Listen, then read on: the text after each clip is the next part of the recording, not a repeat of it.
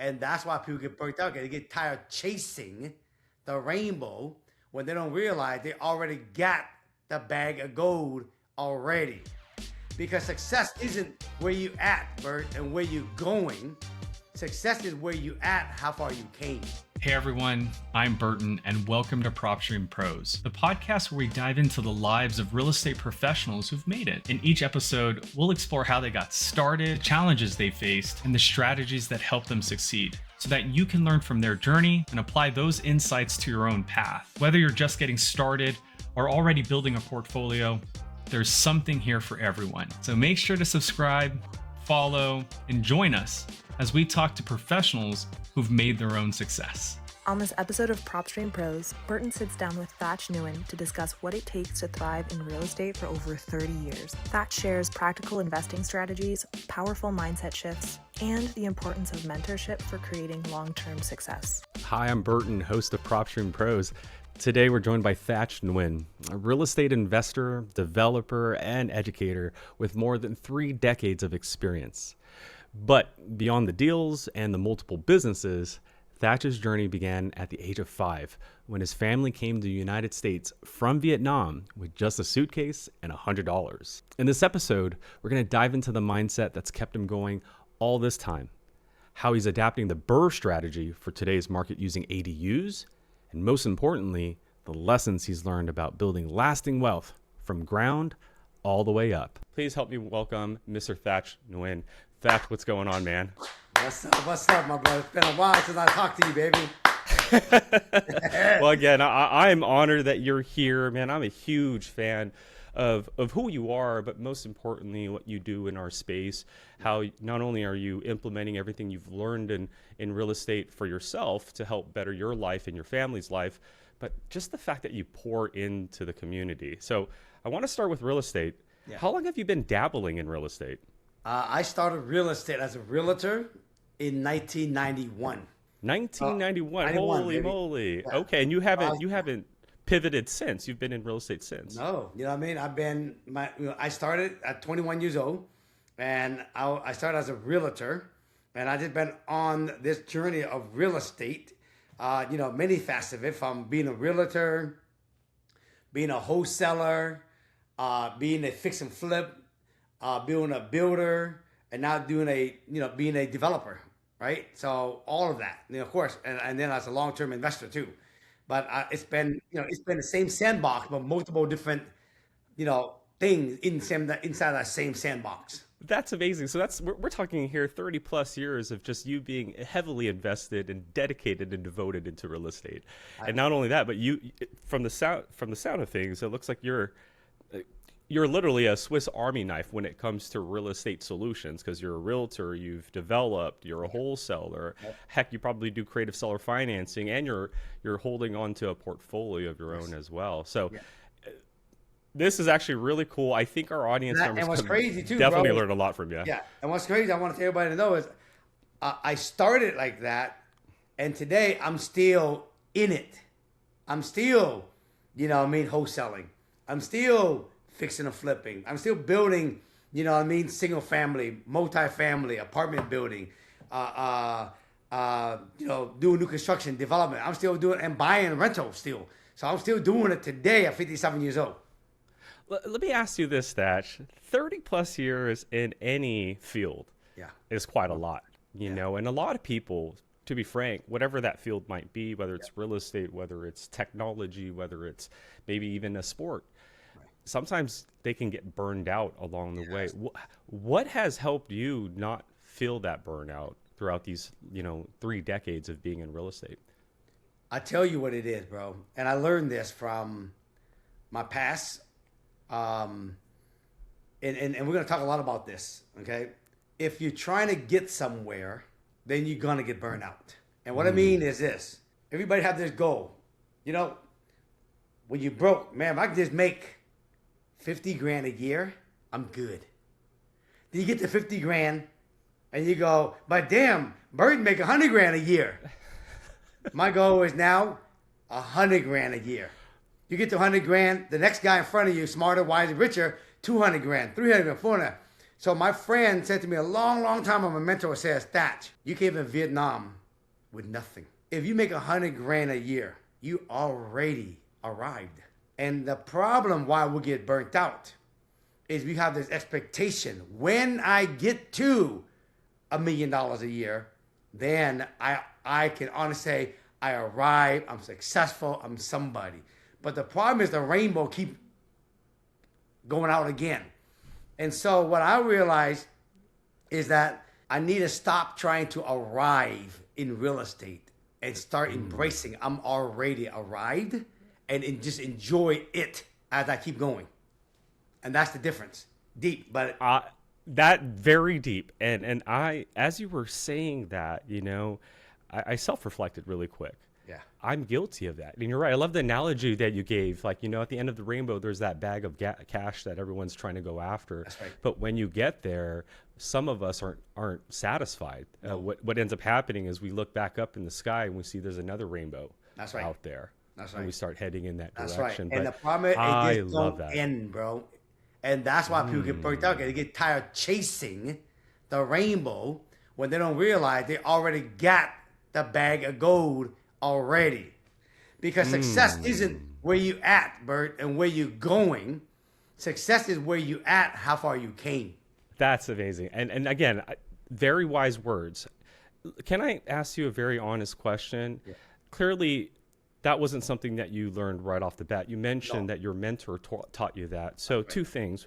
One, how long did it take you to finally, you know, get a mentor on board to support you in your journey? Like, did you have a mentor from the get-go, or were you doing the When I real started estate as stuff? a real estate agent, my first 3 years, I was struggling as a real estate agent because I didn't know what to do. I didn't have the mindset, you know what I mean, to do what it takes to be successful. I didn't have the right strategy, right? I didn't have accountability, right? And so after the 3rd year as a realtor, I was going to quit until I met a real estate mentor where I paid him at the time $1,000 a month, which is like $10 million a year. I mean, $10 million a month today. You know what I mean? In 94, right? And I paid him $1,000 a month, and he coached me every single week, right? For probably 10, 15 years. And so as that transition, right, I end up getting my next mentor, which is a real estate investor mentor, right? And then a business mentor, right? And then, of course, you know, later on, I got a spiritual mindset mentor, and then I got a mindset mentor, and I got a fitness mentor. And so today, I still have a lot of them. I got a business mentor. I have a real estate investor mentor still. I have a mindset mentor, a spiritual mentor, and a fitness mentor. Like, I just got back from the gym just now with my fitness trainer. So I still have mentors all around me. I love this. Okay, let's talk on this topic really quick because, you know, as a consumer as well, myself, you know, when we think of the word mentor, when we think about handing someone cash to teach you something, there's some skepticism behind it. Always. As consumers, scam, is this real? How, you know, and not even that. Sometimes I think ego plays a role here where I know everything. I don't need a mentor. I can figure it out myself, right? There's YouTube, there's whatever resource, there's AI even today. Right. So let me ask you this, that you have multiple mentors for multiple different things in your life that you need support. And from your point of view, in your opinion, for those that are on the fence or thinking what most of us think is, you know, a mentor, I don't need it. What's your thought on that? Like, what would you say to them about really considering? I'll give you an example. I walked out of the gym today, and I said to myself, "Man, if I didn't have Robel, my fitness coach, I would have showed up to the gym today." Right? That's one. I walked away today, and I did leg workout today, and my leg felt strong today. And I said, I came to my wife. I said, "This day when my leg is just strong, I can just like do a lot." and I realized this as I was driving home. It's crazy too. You talking about this. I'm 57 years old. I already know what to do. I already know how to work on legs. But the difference is the days that I don't feel like it. My wife didn't feel good today. Usually her and I go to the gym together. right? But I have a fitness coach. So I already pay him, right? So technically, either I'm going to show up or I'm going to skip out on him, and I'm still going to have to pay him. So Cammy was like, not feeling good. She stayed home and said, I got to go. So I go, and I was struggling. I go work out. Now, I'm there, I'm working out. And now, the days that if I don't have a coach, I wouldn't push myself like how he pushed me today. Okay? I wouldn't push myself. Today, he pushed me, you know what I mean? Right? And so I had to keep up. Okay? Now, I know what to do, Bert, but I wouldn't have pushed myself. I wouldn't even show it up. Yeah. You see what I mean? And Absolutely. so when people out there thinking about real estate, yeah, you might know what to do, or you might not know 100% what to do, right? If somebody already owned 100 property and done this now with multiple different facets of real estate, wholesaling, flipping, new construction, development, and if you want to get into that space and you want to grow your portfolio, you want to scale it, and you want to do it faster, then you wouldn't go talk to a guy who haven't done it, and you wouldn't do it on yourself because you don't know what you don't know. So I say, go hire somebody that you respect. Go hire somebody that you have seen that been consistent. Like for me, if anybody watch me on social media, I only post what I do. So then you can ask yourself, if that's the person that you respect and you see he's showcasing what he do, and he, on top of the strategy, is he the human being that represent what you want also? So I don't represent just doing real estate. I represent family. I represent raising your kids. I represent mindset. I represent, balance. I represent, not grind, but a line. That's who I represent. And so when you out there looking for a mentor, you got to see all that as a package. And then, right, if you don't know what you don't know, then hire them. But here's the thing. I always say to people, if you don't pay for mentorship, you still pay for your error. And you'll pay for your mistake. You see what I mean? Because the mistake costs more than the mentorship. Yep. Always. You see what I mean? Wise words. There's so much to unpack there. First off, I love where did you get the grind? Don't grind a line. Hey, listen, everything I share with you is life experience.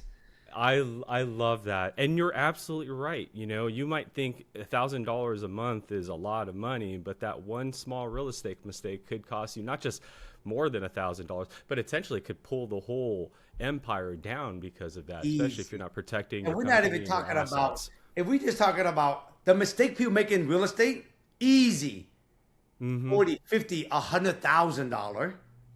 But we're not even talking about the mental space that it takes also. Because when you're losing $50,000, you lost the money, but you're pissed off. Your mindset's not there. You go home, right? And you bitching at the kids. You bitching at the wife. You kick the cat. That's what I call it. Zig call it, you kick the cat. That costs way more. And now you're mentally derailed. Not for weeks, but sometimes for months. And then that costs you more. And the avalanche is worse and worse. It's no different than fitness. Very valid point. It's not just the financial loss; it's the mental effect, the emotional effect. The emotional, it's how friends and families can instantly turn to enemies because of it. So overnight. Very valid point. And you actually answered one of my questions, because I was going to ask you, what is it that one should look out for when trying to, acquire a mentor? And you said it, having the track record, obviously the experience and being still in the industry. But you said something that's very, very important. That last part is that make sure they are someone who you feel that you are as well, that this person represents something very, very important beyond money. It is like you said, is in alignment with you. And sometimes that's way beyond money. So amazing stuff. And thank you for answering the question on, the mentorship stuff. Because a lot of people in our space it's not just our space. I think it's just in general, a lot of people either have a little bit of ego that's preventing them from getting that mentor, or there's just that skepticism. And so I really appreciate you sharing that. Not only are mentors good, but for you yourself, 30 plus years in the business, and here you are with multiple mentors for multiple aspects of your life. I love that. Let's talk about real estate really quick. So You know, if one were to go on your Instagram and social media right now, Thach, it's very obvious and prevalent that, you know, while you do a lot of real estate, the two most things that you focus more on, or that the audience sees, is the BRRRR strategy, and then implementing ADUs to maximize ROI on your investment. Right. So let's talk about both. The BRRRR strategy. Now, for someone who's hearing that, no, I'm not cold right now. It's fairly warm. I'm in Southern California.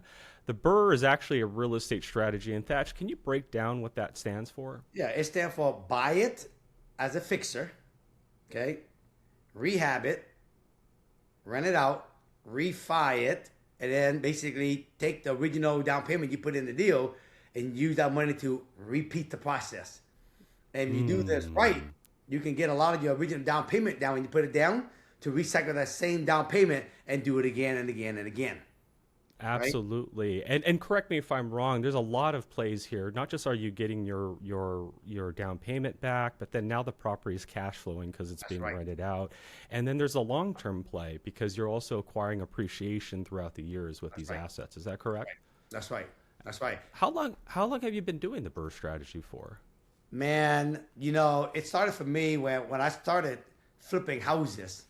And I realized, you know what I mean, back in the days, you know, I was selling so many good property, right? I look back today, I'm thinking, man, I should have not sold any of those properties. Oh, hold on. Right? When you say good property, because there's lots of properties out there. What does good mean? Like, what is good? Like, to Thach, what do you qualify as good? Yeah. Well, first of all, it's in a location that it's going to be hard to duplicate it again. Location, Always, baby. right? Okay. Mm-hmm. Number two is the layout, the design, the style of the property. You know what I mean? Right? When you find one of those. What do you mean? Hold on. What do you mean by that? Like, how can the style, the layout be very important to you? Or why do you put that as a heavy metric in your book? I use your example because you're in Southern California. Okay? Yeah. I use Long Beach, for example.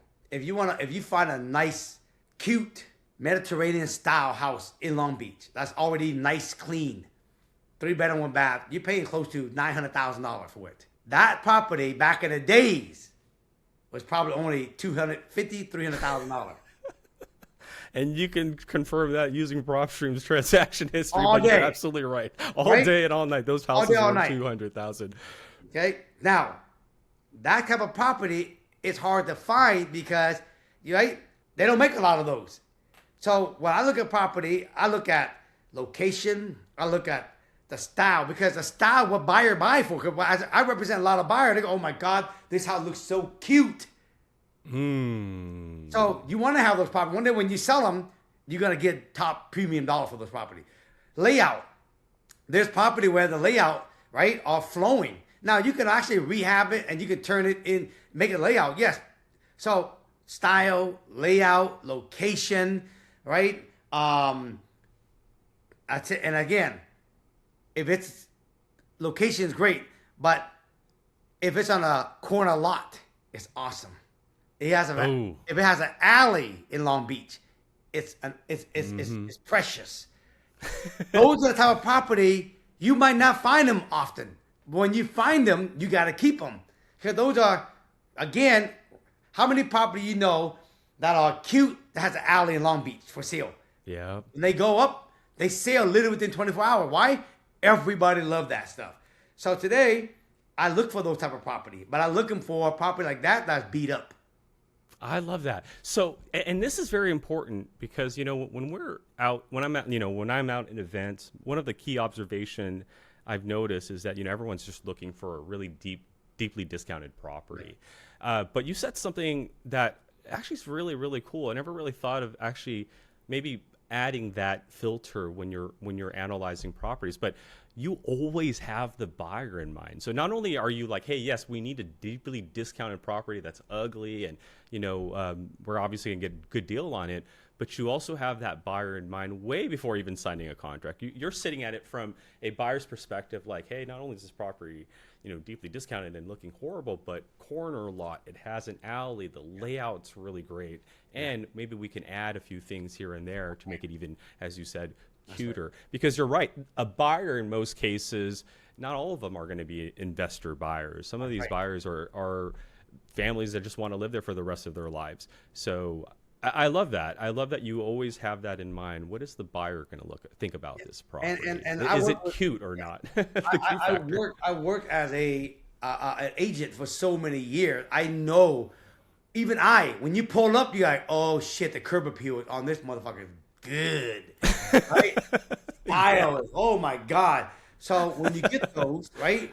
Sometimes you can't even put a price on them. The ARV, you got to add a premium on top of the ARV. I like that. Yes, because sometimes the corner appeal, that uniqueness, that cute factor, can be the reason why it goes above the after repair value. Yeah, like how do you put a value on a view? How do you put value on, you know what I mean, how nice and cute the property is? You can't get that. Yeah. Let me ask you this, because one of the things when it comes to the BRRRR strategy, one of the R's has been a hot topic recently, and that's the refinancing.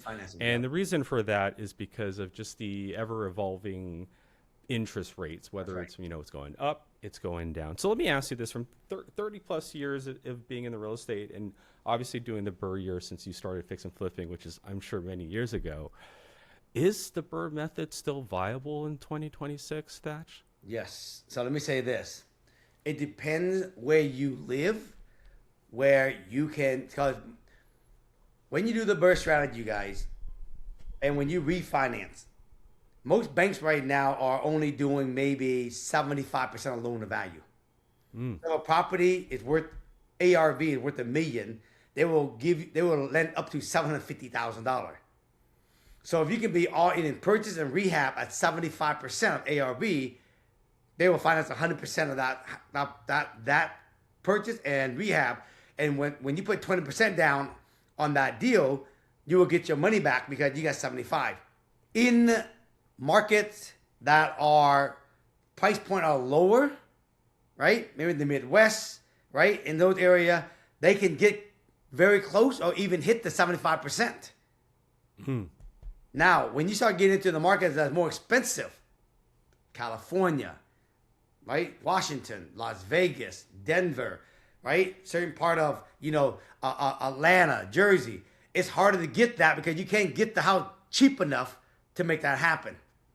And so we gotta start thinking, how do we buy a property where we can create that $1 million ARV? Well, number one, I use me, for example.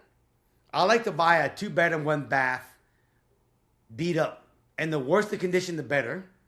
But I also like buying property, if you have it, everybody, with basement.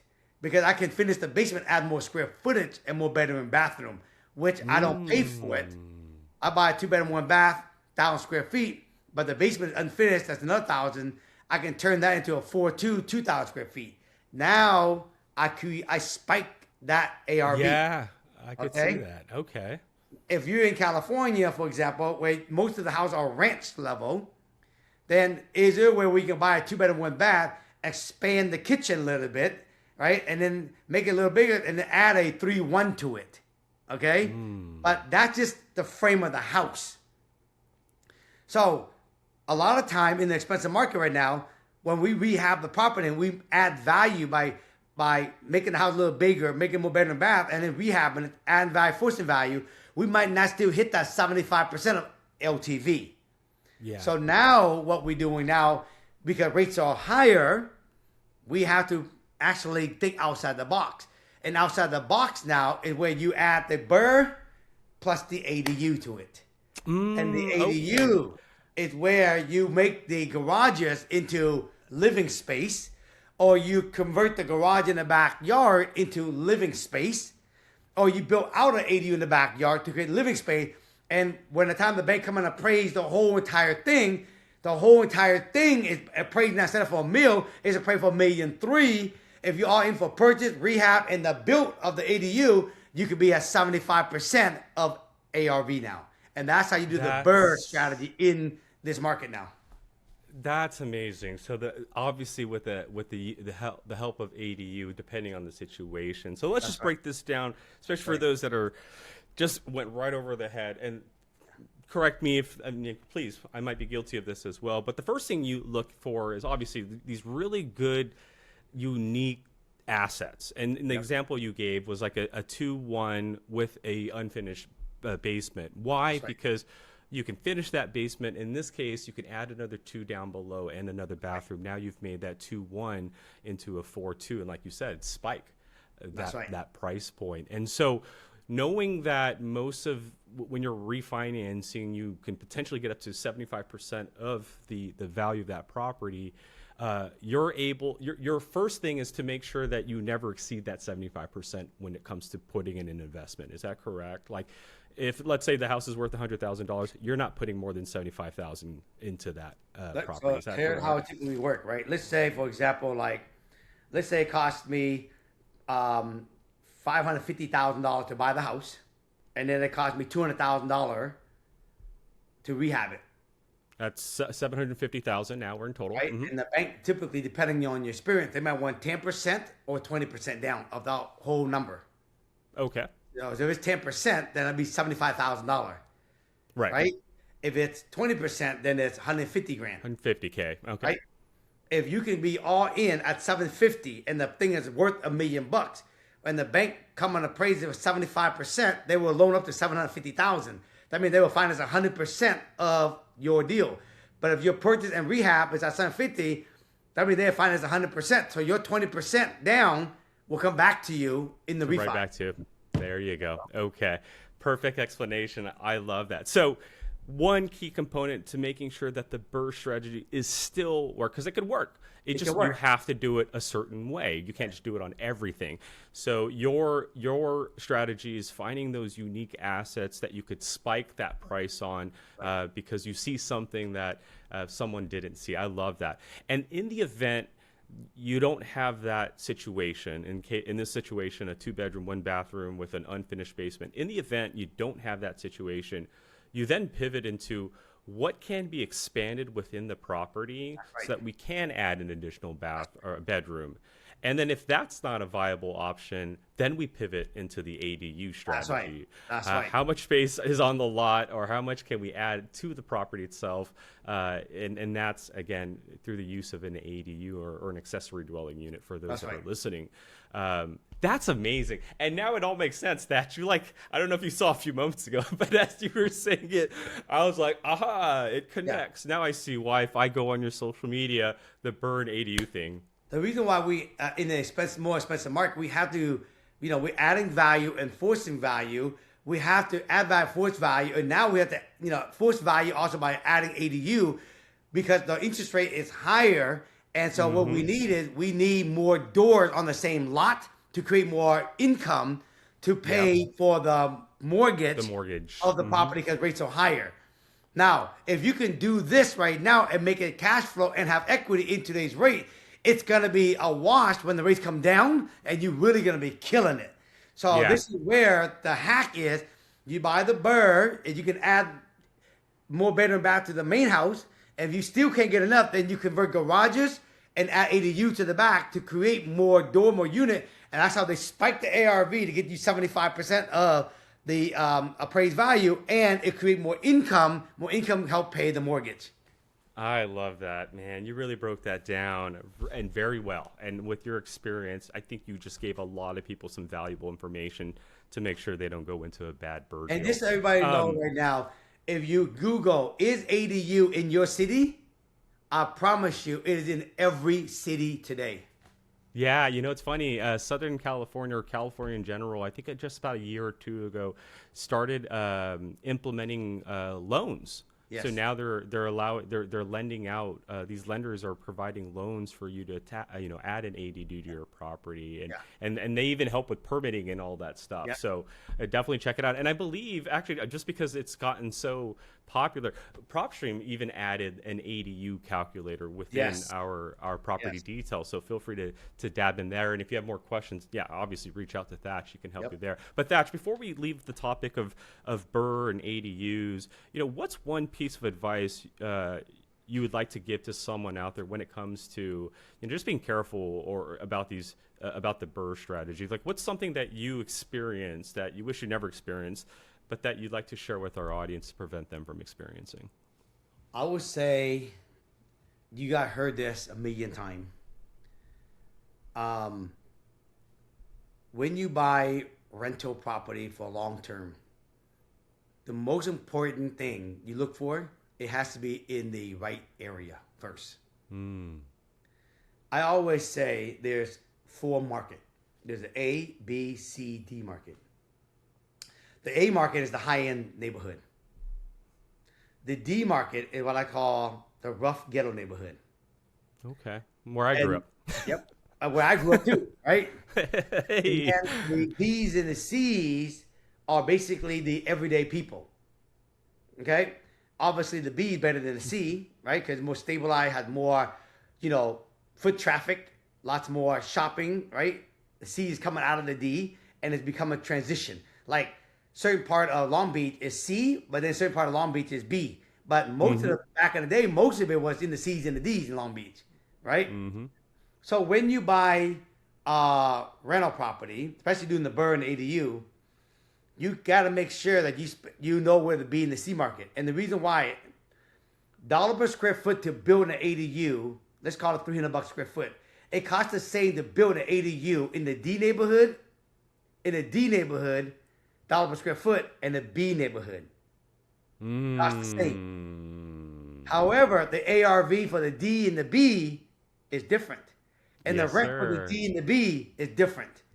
Well, what I learned from a mistake was I buy in the shitty neighborhood, spend a lot of money on rehab and construction, but you don't get the spike in the ARV and the rent because the demographic there doesn't appreciate it as much as the demographic over here. Oh my goodness. That's very smart. Yeah. And yeah, I could see where, because you're going to pour in the same amount in the D neighborhood and the B neighborhood. But like you said, the return on investment, it's not going to be the same. 2 different environments. That's right. Very, Time, very money, valuable energy, information. Right? Is the same, but the end result is totally different. I guess. Very, very valuable piece of advice. Thach, let's time travel really quick. 1991, we're going to go before that. Yes. What were you doing before real estate? Like, what made you want to pivot into real estate? Because clearly what you were doing before 1991 wasn't probably something you were passionate in, and so you became a realtor. So who was Thach before real estate? I'm curious. Man, for some of you guys that don't know, my family evacuated from Vietnam in 1975. I was 5 years old when we left Vietnam. We left out of the war, and we came here to Seattle, lived in the homeless shelter with $100 and a suitcase for a family of 8. And then I grew up in an area of anybody watching in Seattle. I grew up in an area called Rainier Valley. The zip code is 98118, and that's the most diverse zip code across America right today. Still today, okay? And I started there, and I went to school, high school, and everything there. When I graduated from high school, I decided to follow my 2 older brother footsteps in the aviation business. Because, Asian folks, like, if you're a doctor, you're a pilot, that's the thing, right? You're a doctor, pilot, that's Sorry, the thing. Mom, I'm not a doctor, Exactly. but I totally get it. And as I was growing up living in that area, I had a lot of friends that I grew up in where some of them was working legit, some of them didn't work legit job. And a lot of them that didn't work the legit job had money, had nice cars. And of course, I always attracted to, success and cars when I was younger, especially hanging around all the different lowrider clubs I used to be part of, right? Oh, okay. And so that's how I got into this passion of car, because I used to always love cars. I used to lowride. I do all that stuff. Yeah, I noticed your social media. You're definitely a car enthusiast. So this all makes sense. So that came from Back in the moving days, into the right? States. Okay. And so when I came out of high school and I went to college, I used to park cars at a Chinese restaurant. And again, this is part of the car thing. And there'd be people coming in with nice cars. I'm thinking, damn, what they do for a living to get these nice cars. And then again, it just fueled the fire for success and for them, for a car.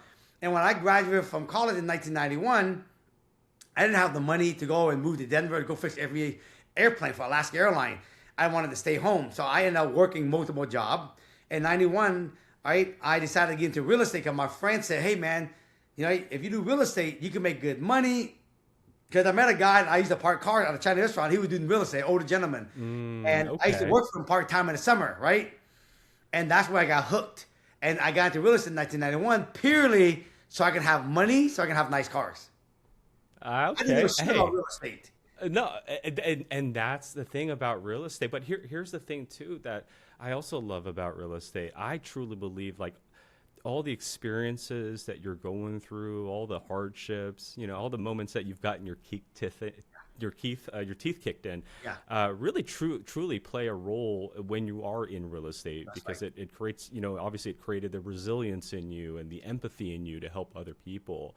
And it's funny because again, most of the stories I hear, people don't just like plan on being in real estate. It kind of just happens. In this case, you know, you're valeting cars at that restaurant. You see a nice car. The gentleman's like, hey, check out real estate.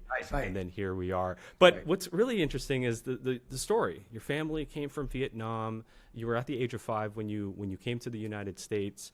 Let me ask you this question, Thach. You've had quite the experience. You know, your family came to the U.S., You grew up in a very diverse community. I can assume, based on what you've said, there was a lot of gang life activity.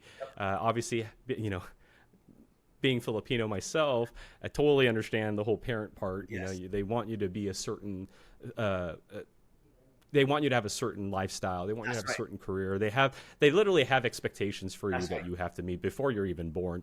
I love you, Mom. But let me ask you this. You know, throughout your life, your early life, what was one very pivotal moment that you think has shaped who you are today? Man. Do you recall that moment? Oh, I know the moment. I had so many moments. I'm at my work. I'm a realtor at the time, right? John F. Scott. And I get a page. Can you come to the front office?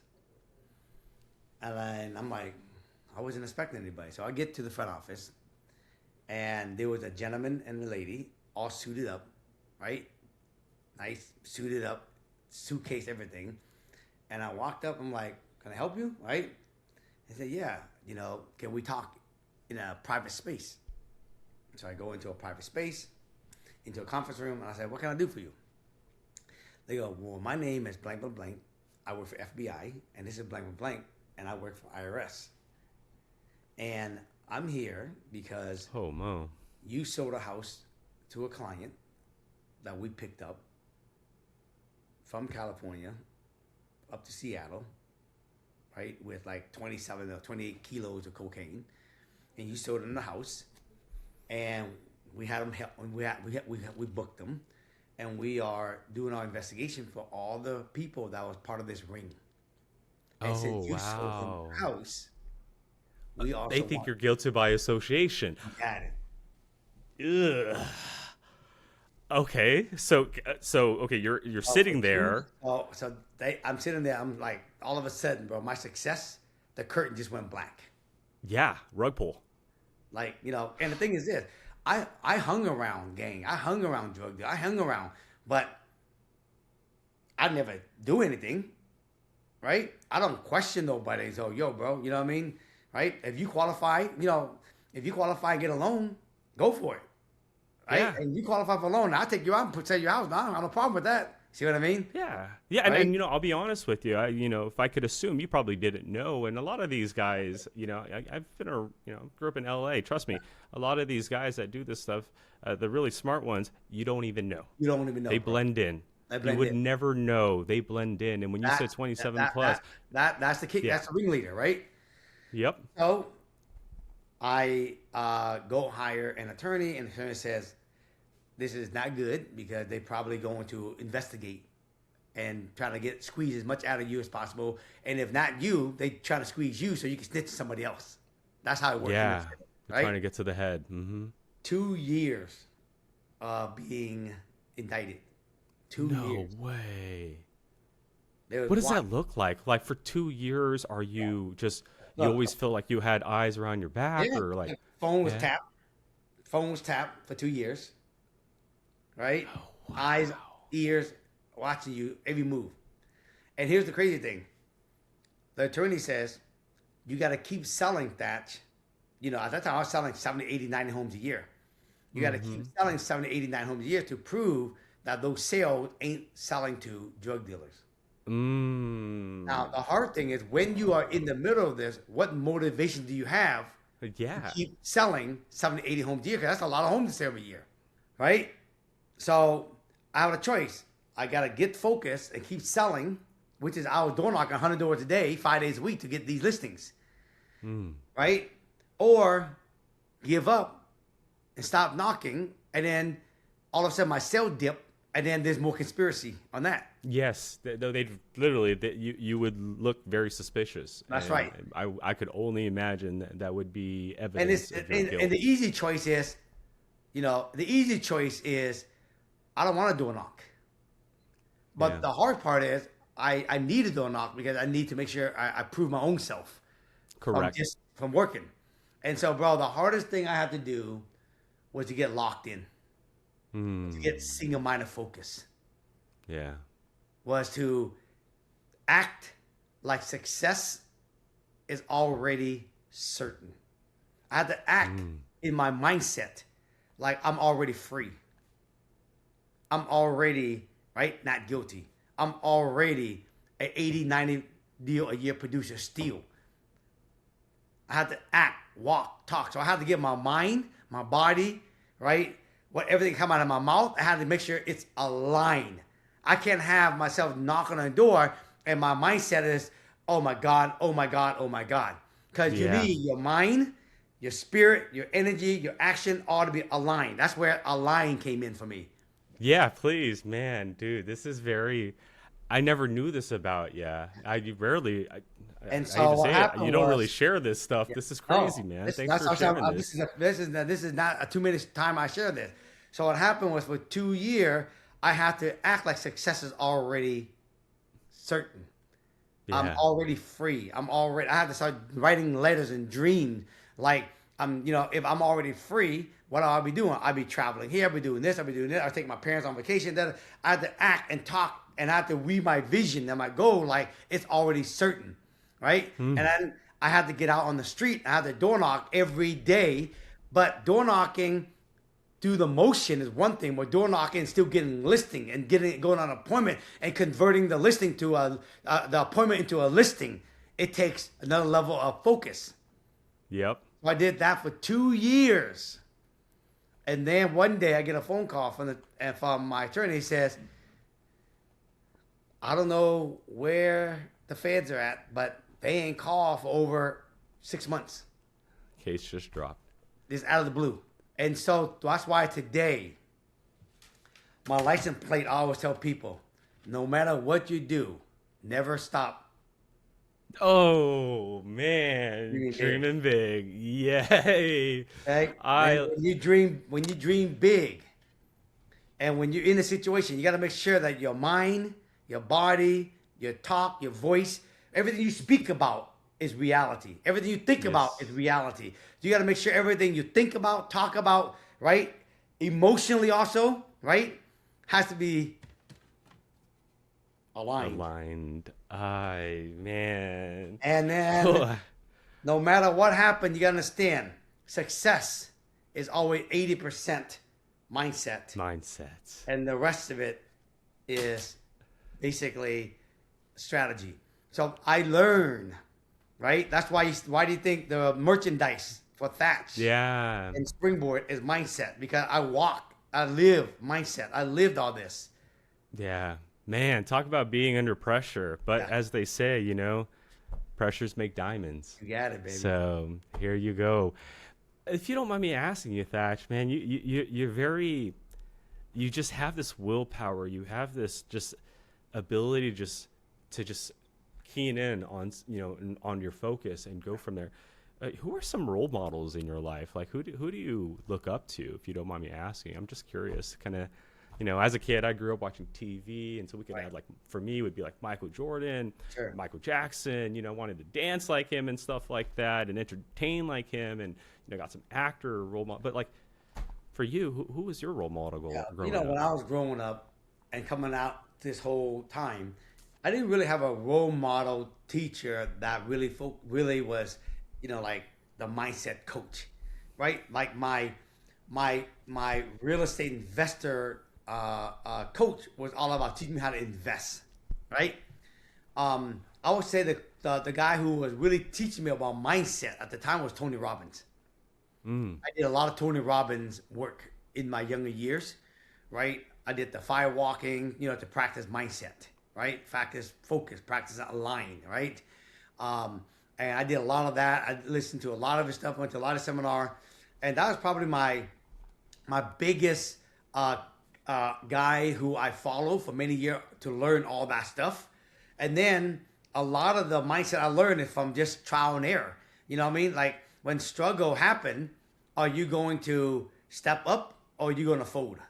And I've been put in too many situations where I can't afford to fold. That story I just showed you, I got to step up. You see what I mean? And I had to really practice what I learned.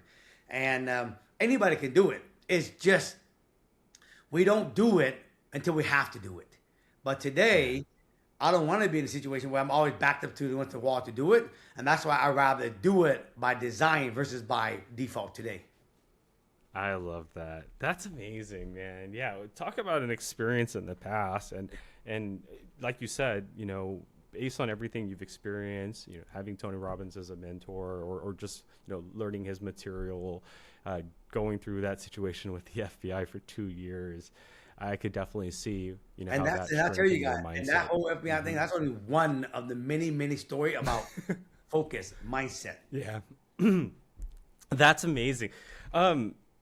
If I could ask you this question, the parents, you clearly didn't become the aviator, the doctor. Yeah. How do mom and dad feel about that? My mom and dad was actually pretty chill compared to most parents I see growing up, right? Nice. I think my mom and dad definitely, loved the aviation business. Okay.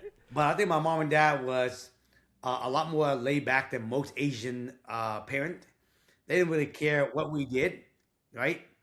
And they was pretty cool about it. You know what I mean?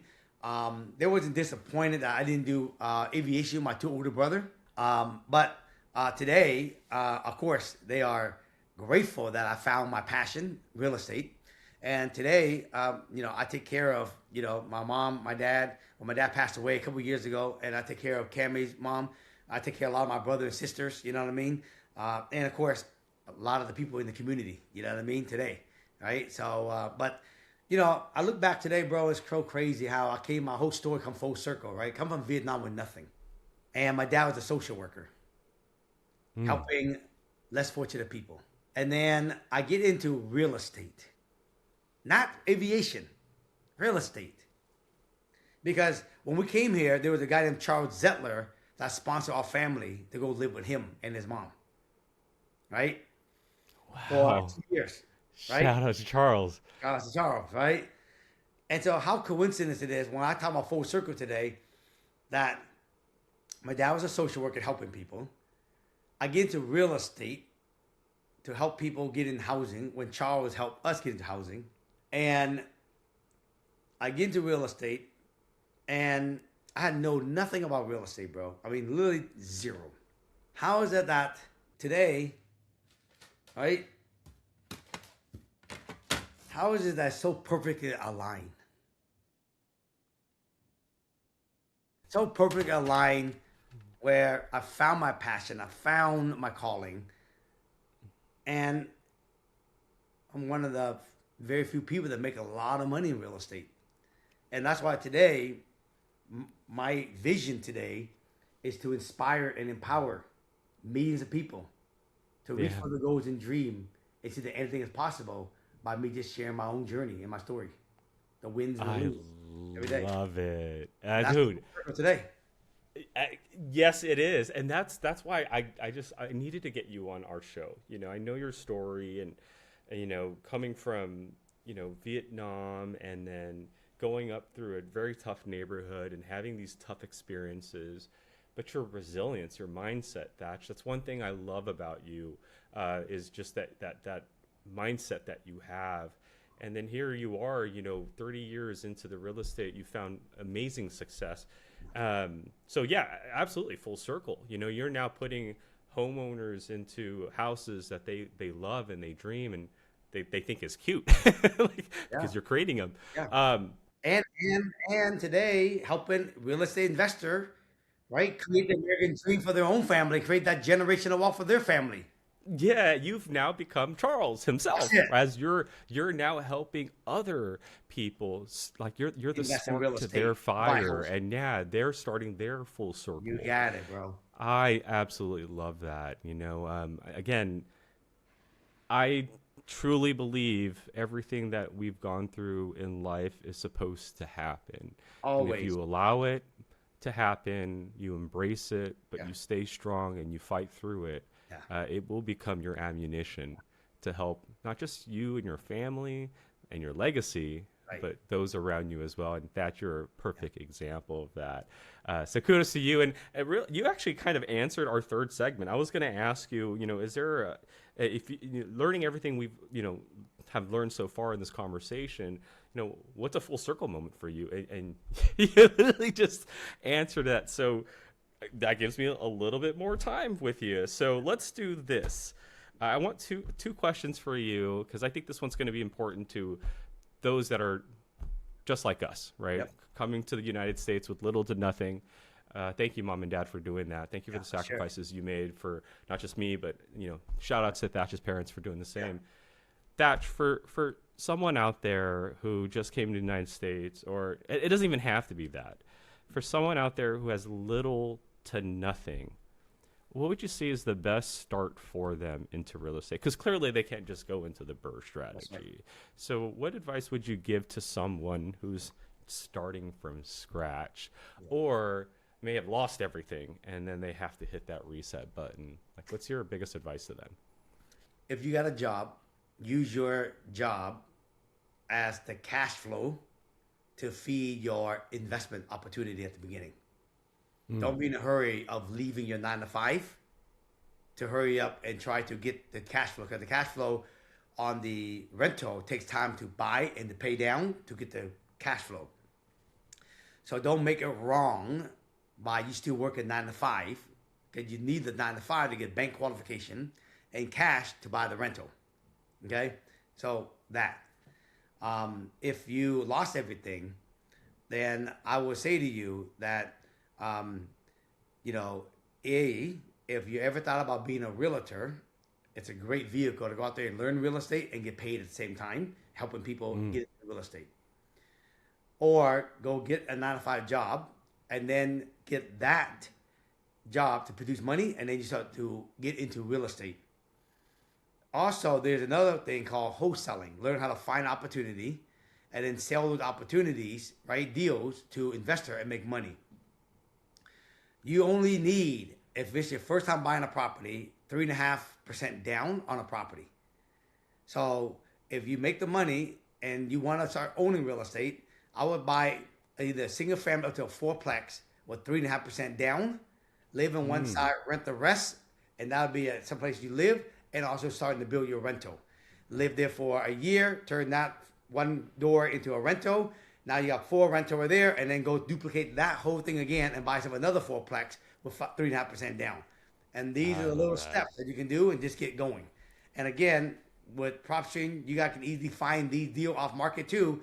If in your area the market is tough, right? Pull a list from single family to fourplex and start making those marketing calls over there or mailing and start finding those deals. Yeah, absolutely. Great advice. Thank you so much for that. Actually, let's add one more avatar to this advice. What about someone who's just going through it mentally right now? Like, what advice would you give them to help them get out of that mental rut? If you can go get this book called Ask and It Is Given, it will change your life.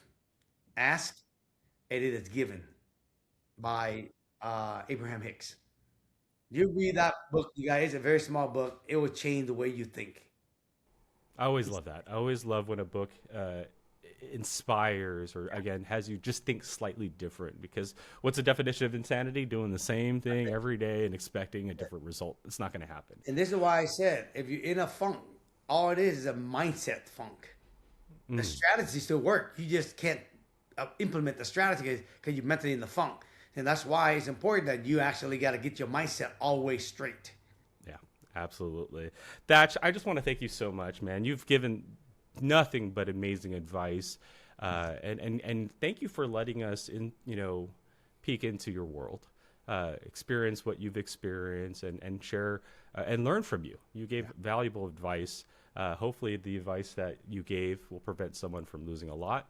And maybe being indicted for 2 years as well. So thank you for doing that. I want to, before we leave off, I want to give you an open mic, but I just had one personal question for you. I can't help but notice you are a car guy. And you got the Lambo, you got the Rolls Royce.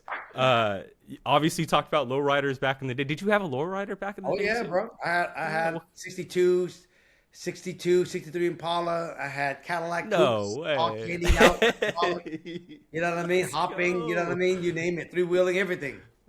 And now you have some exotic cars. What are the cars that sit in your garage right now? Right now, I wish I could bring my camera so I can see it, right? But I have a Lamborghini Urus wide body, right? Custom done. Yep. I have my F8 Spider, custom done, right? One of one. I have the new Lamborghini Revolto, right? Custom done, one of one. I have my Rolls Royce Spectra, right? One of one, custom done. Oh, wow. Yeah. I have my Bentley Flying Spur, custom done, and my G-Wagon, custom done. And just so you guys know, these plates are real plates. These are on my car. This is on my Rolls Royce. This is on my Lamborghini Urus. This mindset is on my Lamborghini Revolto. This is my F8, right?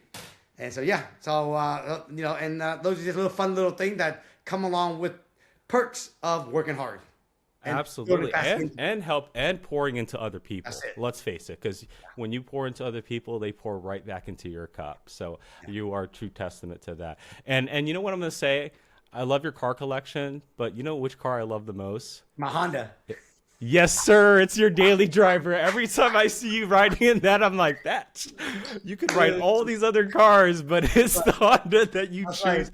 I got a Honda Accord I 19, love you for that. I got a Honda Accord 1989, you guys, and we drive that shit all the time, man. We're out there making videos, like knocking on doors. No one will know this guy has like $3 million of cars sitting in his garage when you're in that bad boy. I truly love that. Thach, brother, you are an amazing human being. Thank you for being here. I'm going to give you the microphone. Is there anything you'd like to say to the audience? Anybody you'd like to talk to? I mean, I'm just gonna read you guys a quote, a simple little quote, right? And I think that y'all will appreciate this, right? Hold on here. Let me get it for you. All right, this is my favorite quote. The Dalai Lama, when asked what surprised him most about humanity, answer, man. Because he sacrificed his health, his family, his well-being, his relationship with others in order to make money. Then he sacrificed money to recuperate his health. And then he is so anxious about the future that he does not enjoy the present. The result being that he does not live in the present or the future. He lives as if he is never going to die, and then die having never really lived. So when I tell everyone out there, we all have already arrived. Remember, success is not where you are and where you need to be at or want to be at. Success is where you are, how far you came. So if you're really looking from that perspective, we all have arrived. So stop trying to arrive and just enjoy the now. Very well said. That was amazing. And what better way to end it on that? Ladies and gentlemen, thank you for tuning in to this amazing episode with our special guest, Thach Nguyen. Thach, how can people get a hold of you? Man, you've said a lot. I'm sure you're going to get a lot of fans out of this, a lot of followers. Even if it's just one that you inspired, I think that's well worth it. But how can we follow you? What social platforms are you on? If you guys just type in my name, Thach Nguyen, I'm on Instagram, Facebook, YouTube. I drop YouTube video every single week. Matter of fact, soon I hang up here. I'm about to go shoot 2 YouTube video right now. Stay tuned for it. The 2 video I'm making today is gonna be the 10 thing I look for when hiring a property manager, and then the 10 thing I look for when I'm looking for the deal Thach want to buy. Yeah, take a look at those videos. We'll try to do our best to link them in the description below. But Thach, thank you so much. We really appreciate you. And thank you, viewers, for listening or watching this episode. But until next time, check out our next episode of PropStream Pros. My name is Burton. Thanks for tuning in to the PropStream Pros Podcast. Subscribe for weekly insights and real strategies to help you close more deals. See you next time.